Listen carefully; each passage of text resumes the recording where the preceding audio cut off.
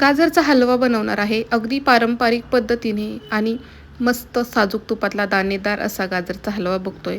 तर 1 किलो गाजर घेतलेला आहे आणि गाजर आहेत ना छान स्वच्छ धुवून त्याची साल काढून घेतलेली आहे आणि गाजर आपण पहिल्यांदा ना खिसून घेणार आहे.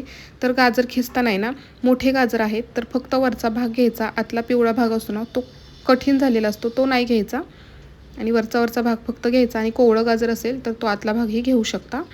तर इथे गाजरचा खीस पूर्ण तयार झालेला आहे. आता आपण हलवा बनवायला घेऊयात.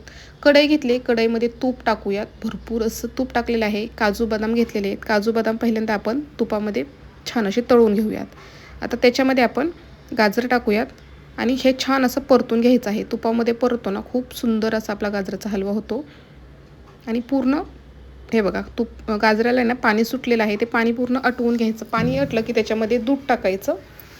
दूध पण बऱ्यापैकी आटवून घ्यायचं. त्याच्यामध्ये आपण आता काजू आणि बदाम टाकायचे. काजू बदाम छान असे दुधामध्ये आपल्याला छान असे शिजवून घ्यायचे आहेत.